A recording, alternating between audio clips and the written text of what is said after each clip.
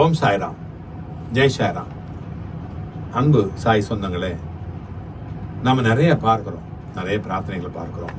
அந்த பிரார்த்தனையில் வெற்றி கிடைக்குது, சில நேரங்களில் தோல்வி கிடைக்குது.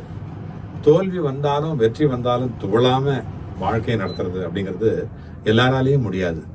ஆனால் பாருங்க, ஐயா வாழ்க்கையில் எக்கச்சக்கமான அப்ஸ் அண்ட் டவுன்ஸை பார்த்தவர். அதாவது வாழ்க்கையினுடைய கடைசி வரைக்கும், எது வரைக்கும் கடைசியோ அது வரைக்கும் போயிட்டு, அதாவது மரணத்தினுடைய விளிம்பு வரைக்கும், துன்பங்கள் மட்டுமல்ல, துயரங்கள் மட்டுமல்ல, மரணத்தினுடைய விளிம்பு வரைக்கும் போயிட்டு வந்தவர் ஐயா மாரிமுத்து ஐயா. பேரு ஐயா ஒரு அரசாங்க அதிகாரியா இருக்கிறாரு, மின்சாரத்துறையில ஒரு பெரிய அதிகாரி. அவருடைய மனைவி உஷா, மகள் நான் சொல்லுவேன் மீனாட்சின்னு சொல்லுவேன், சின்மயி, கிரண்மயி. அவங்க இந்த குடும்பம் நிறைய துன்பங்களை பார்க்குது. ஒன்றல்ல ரெண்டல்ல, ஒவ்வொரு நாளைக்கும் ஒரு வேகத்தடை தான், ஓட்டத்தில் வேகத்தடை தான். அந்த வேகத்தடைகளை தாண்டி எப்படி வாழ்றாங்க இவங்க அப்படின்னு நமக்கே ஒரு ஆச்சரியமா இருக்கும். எல்லாமே பாபாவுடைய செயல்தான், அவருடைய வழிகாட்டுதல் தான். அதை அனுபவிக்கிறது மட்டுமல்ல, சில பேர் அனுபவிப்பாங்க, சொல்ல தெரியாது. அதை அப்படியே எக்ஸ்பிரஸ் பண்ணுறது அப்படிங்கிறது ரொம்ப பெரிய விஷயம்.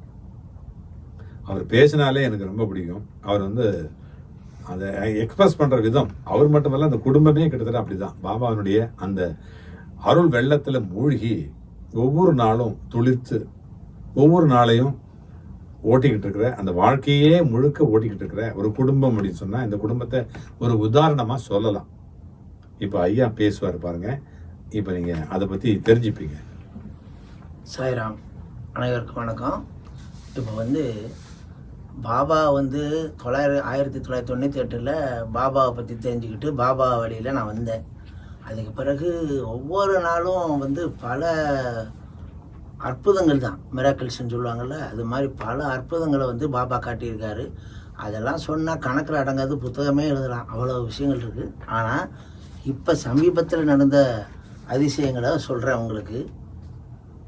அதாவது நான் ஜனவரி 27, இப்போ நடந்த ஜனவரி 27 எனக்கு கிட்னி ஃபெயில் ஆயிடுச்சு. கிட்னி ஃபெயில் ஆனதுனால மூச்சு திணறலாகி, டயாலிசிஸ் பண்ணுற இடத்துக்கு முன்னாடி மூச்சு திணறலாகி நின்றுட்டேன்.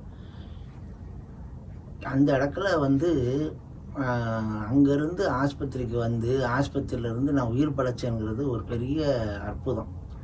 இதுக்கு முன்னாடி ஒரு முக்கியமான விஷயத்தை நான் சொல்லணும். என்னென்னா, ஐயா சாய்ராம்ஜி ஐயா எனக்கு பல வருடங்களாக எனக்கு பழக்கம் இருந்தாலும், நான் ஸ்ரீ தேவி கருமாரி அம்மனுடைய பக்தர். அப்போது எங்கள் குன்றத்தூர், நான் வீடு குன்றத்தூர் பக்கத்தில் இருக்கிற வீடு, அந்த ஏரியாவில் சிறுலத்தூர்ன்ற ஒரு இடத்துல ஒரு குறிமேடை இருக்குது. ஸ்ரீ தேவி கருமாரி அம்மன் கோயில்னு ஒரு குறிமேடை இருக்குது. அங்கே அம்மா ஸ்ரீ தேவி கருமாரி அம்மன், திருவேற்காட்டு கருமாரி அம்மன் அருள்வாக்கு சொல்கிறாங்க. ஞாயிற்றுக்கிழமை மத்தியானம் 1:30 மணிக்கு நடக்கும். அங்கே நான் வழக்கமாக போவேன். அம்மாவும் எனக்கு கூட இருக்கிறா, எல்லா உதவியும் செய்கிறா, எல்லா ஆபத்துலேருந்து காப்பாற்றிக்கிட்டு இருக்கா. அதே மாதிரி பாபா பல அதிசயங்களையும் அற்புதங்களையும் செஞ்சுக்கிட்டு இருக்காங்க. எனக்கு ஒரு கண்ணு கருமாரினா, ஒரு கண்ணு பாபா, 2 கண்ணு எனக்கு வேணும். அந்த பாபாவுக்கு முழுக்க முழுக்க முழுக்க முழுக்க எனக்கு பாபா கிட்ட இணைச்சு, எனக்கு அதாவது பாபாட்ட நான் வேண்டி கேட்குறத விட எனக்கு பல விஷயங்களை பாபா மூலிமா கிடைக்க செஞ்சது ஐயா சாய்ராம்ஜி ஐயா தான். இப்போ விஷயத்துக்கு வரேன். ஒரு சமயம் குழந்தைக்கு ஒரு பிரச்சனை. அந்த பிரச்சனையிலேருந்து மீள்றதுக்காக ஸ்ரீ தேவி கருமாரி அம்மன்கிட்ட போய் குறிமேடையில் போய் கேட்டோம். அப்போ அந்த நேரத்தில் அம்மா என்ன சொன்னால், அப்போ ஐயாவை நான் பார்த்துக்கிட்டு இருக்கிறதுனால, நீ போவே இல்லை ஒரு ஆலயத்துக்கு, அந்த ஆலயத்தில் ஒருத்தர் இருக்கார்ல, அவரை போய் பார், அவர் மூலியமாக செய், என்ன ஏதாவது அன்னதானத்துக்கோ எதுக்காவது பணத்தை கேட்டால் கொடு, உனக்கு அவர் சரி செஞ்சு கொடுப்பாருன்னு மட்டும் அம்மா சொன்னான். அதாவது என்னென்னா, உலகத்தையே கட்டி ஆளக்கூடிய ஈசனோட மனைவி ஸ்ரீ தேவி கருமாரி எல்லாம் இருந்தால் கூட எல்லாமே அம்மாவே செய்யணும்னு கிடையாது. அம்மா சில விஷயங்களை செய்வா, பாபா சில விஷயங்களை செய்வா, நம்ம வேண்டுகிற குலதெய்வம் ஒரு வேண்டுதலை செய்யும், மற்ற தெய்வங்களும் வேண்டுதலை செய்யும். அப்போது அம்மா வந்து ஐயா மூலிமா வழிகாட்டி இந்த பிரச்சனையிலேருந்து வெளிப்படணும்னா, வரணும்னா, அந்த பிரச்சனை தீரணும்னா சாய்ராம்ஜி ஐயாவை பார்க்க சொல்லி அம்மா அழகாக சொன்னாங்க. அதுபடிக்கு நாங்கள் ஐயாவை பார்த்து எல்லா விஷயத்தையும் பேசி, மெயினாக நாங்கள் அன்னதானத்துக்கு ஐயாவுக்கு வந்து பணம் கொடுத்துட்டு போவோம் எப்போயுமே. ஆனால் சிறப்பான முறையில் அன்னதானத்தை செய்கிறதுனால இவர் கோயிலில் அன்னதானத்துக்கு காசு கொடுத்தா அவ்வளோ புண்ணியங்க. என்ன, ஏன்னா உண்மையான ஏழைகளுக்கு வந்து அன்னம் போய் சேருது. அதை கொடுக்குறவங்க, பணத்தை கொடுக்குறவங்களுக்கும் அந்த புண்ணியம் போய் சேருது. அந்த புண்ணியத்தை கொடுக்கறதுக்கு உதவி செய்கிறாரு சாய்ராம்ஜி ஐயா. சரியா? அப்போ அம்மா சொன்னாப்படியே ஐயாட்ட சொல்லி அந்த விஷயங்களை நாங்கள் செய்யும்போது அந்த கட்டுக்களை உடைச்சி பாபா மூலிமா எல்லா விஷயங்களையும் செஞ்சு என் குழந்தை இன்னைக்கு நல்லா இருக்கா. இதுக்கெல்லாம் வந்து மூல காரணம் சாய்ராம்ஜி ஐயா தான். இது வந்து புகழணும், ஐயா வந்து தூக்கி பேசணும் அப்படிங்கிறதுக்காக நான் ஒன்றும் பேசலை. உண்மையில் நடந்த சம்பவம். அதே மாதிரி எனக்கு வந்து கிட்னி ஃபெயிலியர் ஆகி ஒரு இடத்துல போய் நான் வந்து நைட்டில் தூங்கிட்டு இருக்கும்போது மூச்சு திணறல் ஆயிடுச்சு. ராத்திரி 2:30 மணிக்கு ஆம்புலன்ஸில் 108 ஆம்புலன்ஸில் வச்சு கூப்பிட்டு வந்து இங்கே AG speciality hospital Tambaram, Vishnu தாம்பரத்தில் இருக்கிற ஹாஸ்பிட்டலில் அட்மிட் பண்ணிட்டாங்க. டாக்டர்கள் கை விரிச்சிட்டாங்க. இனிமேல் இவர் பிழைக்கிறது கஷ்டம். ஏன்னா மண்டையில் மூளையில் வந்து பிளட்டு கிளாட் ஆயிடுச்சு. இந்த மாதிரி பிளட்டு கிளாட் ஆச்சுன்னா இவர் வந்து உயிர் பிழைக்கிறது நிச்சயம் கஷ்டம். அதுக்கு மேலே உயிர் இருந்தால் கை கால் ஊனம் இல்லாமல் கை கால் செயலிழந்து போயிடும் அப்படின்னு சொன்னாங்க. இப்படி ஒரு பெரிய பாதிப்புகள் இவருக்கு ஏற்படும்னு சொல்லிட்டாங்க. இந்த மாதிரி விஷயத்துலேருந்து எப்படி நான் தப்பிக்க முடியும் சொல்லுங்கள்? என் தாய் இருக்கா கருமாரி, அவள் கூட இருந்து நான் உதவி செய்கிறேன்னு சொல்கிறான். என் தாய் இருந்தாலும் எங்கள் அப்பா சாய்ராம் பாபா, சிறுடி சாய்பாபாவும் இருக்கார். என்ன நடந்தது அற்புதம் கேளுங்க. அதாவது ஆம்புலன்ஸில் வந்து ஏஜி ஹாஸ்பிட்டலில் வந்து இறங்கினா மூச்சு திணறுது, என்னால் மூச்சு விட முடியல. நான் எனக்கு நெபிலைசர் வைங்க நான் இங்கே என்ன செய்யணும் எங்களுக்கு தெரியும்னு சொல்லி உட்கார வச்சிட்டாங்க. இதை பேசிக்கிட்டு இருக்கிறதுக்குள்ளே எனக்கு ஆளை வந்து ஒன்றுமே இல்லை. உடனே தூக்கி ஸ்ட்ரெச்சரில் வச்சு ஏஜி ஸ்பெஷாலிட்டியில் அட்மிட் பண்ணால் இந்த மாதிரி டாக்டர் சொல்கிறாங்க இவர் பிழைக்கிறது கஷ்டம், பிழைச்சாலும் பாதிப்போட கை கால் செயலிழக்கும், இந்த மாதிரிலாம் சொல்லிட்டாங்க. அந்த நேரத்தில் எங்கள் வீட்டுக்காரம்மா ராத்திரி உடனே ஐயாவுக்கு ஃபோன் பண்ணி, அந்த ராத்திரியில் 3 மணி அந்த நேரத்தில் ஐயா ஃபோன் எடுத்து என்னம்மா நடந்தது. ஐயாவோட வீட்டுக்காரம்மா அவங்க என்ன சாய்லட்சுமி அந்த அம்மாவும் என்ன பண்ணுறாங்க, உடனே என்ன இந்த நேரத்தில் ஃபோனு யார் அப்படின்னா, இல்லை இவங்க உஷாராணி அம்மா பேச்சு மாதிரி இருக்குது, அவங்க வருவாங்களே நம்ம கோயிலுக்கு அப்படின்னு சொல்லி கேட்கவும், ஆமாம் அவங்க வீட்டுக்காரருக்கு ரொம்ப முடியாமல் சேர்த்துருக்காங்க அப்படின்னோன்னே, ஐயா நீங்கள் 3 மணிக்கு 3000 பேருக்கு மேலே நிறையா பேருக்கு வந்து ப்ரேயர் வைக்கிறீங்க. இன்றைக்கி என் புருஷன் வந்து உயிருக்கு போராடிக்கிட்டு இருக்காரு, பிழைப்பாரான்னு சொல்ல முடியாதுன்ட்டாங்க, பிழைச்சாலும் கைகால் செயலிழந்து போயிடும்னு சொல்லிட்டாங்க. இந்த மாதிரி சூழ்நிலை இருக்குதியா, நீங்கள் தான் ஏன் ப்ரேயர் பண்ணணும். என்ன கருமாரி இருக்கா, கருமாரியும் செய்வா, நீங்களும் பாபாட்ட ப்ரே பண்ணி கண்டிப்பாக நீங்கள் எங்கள் புருஷனை நல்லபடியாக நடக்க வைக்கணுயா, அவர் உயிரோடு இருக்கணுயான்னு சொல்லி வேண்டிட்டாங்க. வேண்டி முடித்த பிறகு என்ன நடந்ததுன்னா, அந்த ஆஸ்பத்திரியில் வந்து ஐசியூ வார்டில் என்னென்ன ட்ரீட்மெண்ட் கொடுக்கணுமோ எல்லாம் கொடுக்குறாங்க. டாக்டர் எல்லாம் பார்த்துட்டு 3 நாள் ஆகும். இவர் உயிரோடு இருக்காரா இல்லையான்னு தெரியறதுக்கு 3 நாள் ஆகும். பிளட்டு கிளாட் ஆனது வந்து சரியாகலைன்னா உயிருக்கு ஆபத்து இருக்குது. நாங்கள் சொன்னது தான். உடல் உறுப்புகள் கை கால் விழுகிறதுக்கு வாய்ப்பு இருக்குது, உடல் உறுப்புகள் அத்தனையும் செயலிழக்கவும் வாய்ப்பு இருக்குது, ஏன்னா மூளையில் பிரச்சனை இருக்குதுன்னு சொல்லிட்டாங்க. இதை உடனே ஐயாட்ட எங்கள் வீட்டுக்காரம்மா ஃபோன் பண்ணி சொல்லிட்டாங்க. நடந்தது என்ன அடுத்த அற்புதம் பாருங்கள். 3 நாள் என்னை வந்து கை காலெல்லாம் கட்டி போட்டாங்க. மூச்சு விட திணறனால வெண்டிலேட்டர் கொடுத்து செயற்கை சுவாசத்தில் தான் நான் இருந்தேன். அப்படி செயற்கை சுவாசத்தில் இருக்கிறப்போ எனக்கு சாப்பாடு எல்லாமே அன்னம் எல்லாமே உள்ள டியூப் மூலியமாக தான் போயிட்டுருக்கு. 3 நாளாக கண் விழிக்கலை. 3ஆவது நாள் நான் கண் விழிச்சு பார்க்குறப்போ என்னை கட்டி போட்டிருக்காங்க. அப்போது என்ன நடந்ததுன்னே எனக்கு தெரியாது. இடையில எங்கள் வீட்டுக்காரம்மாட்ட வந்து நான் வந்து சைகையில் 2ஆவது நாள் ஏதோ சைகையில் பேசியிருக்கேன். அப்போ ஏதோ சரி பழச்சுவார் போல இருக்குது அப்படின்னு சொல்லி அவன் நம்பிக்கையோடு இருந்திருக்காங்க. ஐயாட்ட உடனே எல்லாத்தையும் அப்டேட் பண்ணிக்கிட்டு இருக்காங்க, இந்த மாதிரி இருக்காரு இந்த மாதிரி இருக்காருன்னு. கடைசி 3ஆவது நாள் அதை வந்து திருப்பி நான் பேச ஆரம்பிச்சிட்டேன்னா என் கை கால் எதுவுமே ஒன்றும் ஆகலை, செயல்படுது. கை காலெலாம் அசைக்கிறேன். டாக்டர் பார்த்துட்டு, அம்மா இது மிகப்பெரிய அற்புதம்மா, இந்த மாதிரியெல்லாம் ஒருத்தருக்கு மண்டையில் வந்து பிளட்டு கிளாட் ஆகி இவருக்கு வந்து உயிருக்கு ஆபத்து வராமல், அதாவது உடல் உறுப்புகள் செயலிழக்காமல் இருக்கிறது மிகப்பெரிய அதிசயம். நாங்கள் வந்து டயாலிசிஸ் பண்ணும்போது ஸ்பீடை கூட்டினோம். டயாலிசிஸ் அந்த இதோட ரத்த ஓட்டத்தை வந்து ஸ்பீடை கூட்டி அது அதிகரிக்கும் போது அந்த நேரம் அந்த பிளட்டுக்குள்ளே போய் எந்த சக்தி என்ன செயல்பட்டதோ தெரியாது. அந்த மூளையில் இருக்கிற பிளட்டு கிளாட்டிங், அதாவது கிளாட் ஆகி போன அந்த பிளட்டு, கட்டியாகி போன அந்த பிளட்டு வந்து அப்படியே நழுவி அந்த மூளையை விட்டு வெளியே வந்துருச்சு.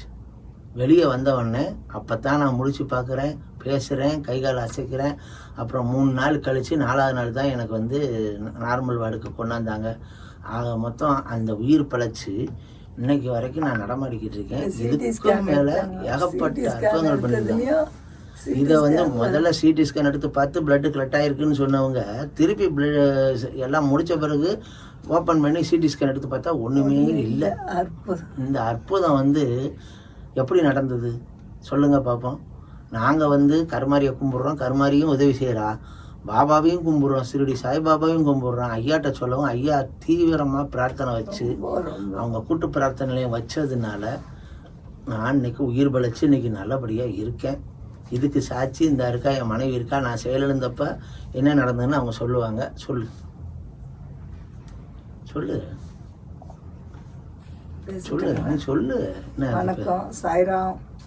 அதாவது அன்னைக்கு வந்து அது போல் ஆனோடனே நான் அப்பா கிட்ட தான் 3 மணி நைட்டு 3 மணிக்கு உடனே ஃபோன் பண்ணேன் சாயப்பா கிட்ட. உடனே அப்பா சொன்னாங்க, ஒன்றும் பயப்படாதீங்கம்மா, ஐயாவுக்கு ஒன்றும் ஆகாது, நல்லா ஆயிடுவார் அப்படின்னாங்க.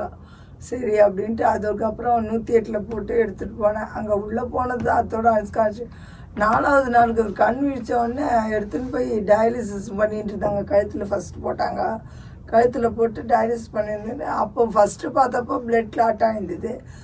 4th டே வந்து திருப்பி சிடி ஸ்கேன் எடுக்க போய் அப்புறம் சிடி ஸ்கேன் எடுத்த அப்புறம் அவங்க வந்து சொல்கிறாங்க, ஒன்றுமே இல்லையம்மா, எல்லாம் நார்மலாக இருக்கு அப்படின்னாங்க.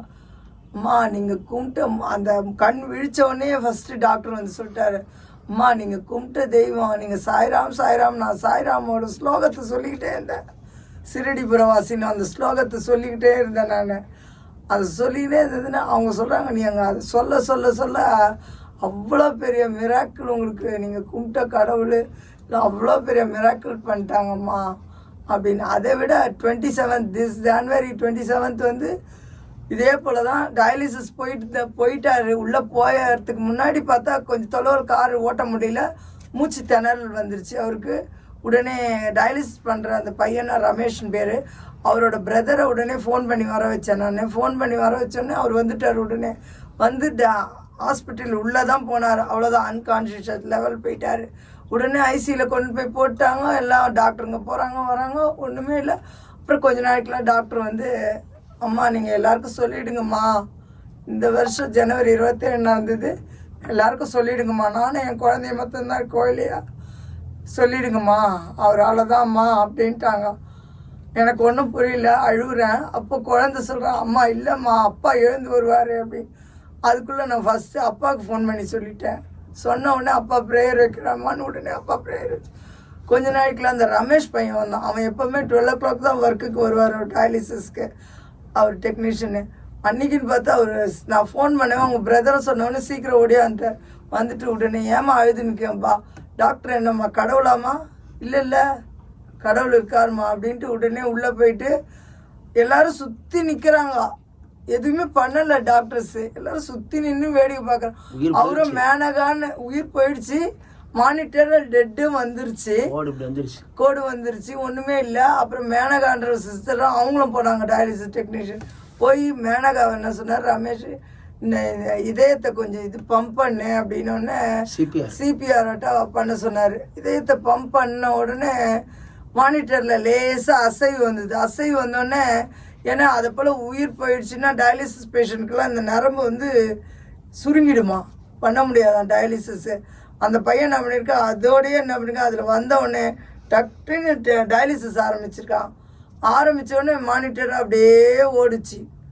ஓடினவுடனே அந்த பையன் உடனே அவர்கிட்ட போய், சார் கண்ணை தரங்க சார், சார் கண்ணை தர சார், அம்மா வந்திருக்காங்க சார், கண்ணை தரங்க சார்ன்னு. அப்படியே கண்ணை விழிச்சிருக்காரு. அப்புறம் வெளியே வந்து சொல்கிறாப்புல, அம்மா சார் முடிச்சிட்டாருமா, ஒன்றும் பயப்படானு. அதுக்குள்ளக்கப்புறம் டாக்டர் வந்து சொல்கிறார், அம்மா இந்த வாட்டியும் உங்கள் கணவரை வந்து நீங்கள் கும்பிட்ட தெய்வம்தாம்மா காப்பாத்துச்சு அப்படின்னு. உண்மையாகவே எனக்கு பாபா நிறைய மிராக்கிள்ஸ் கொஞ்சம் நஞ்செல்லாம்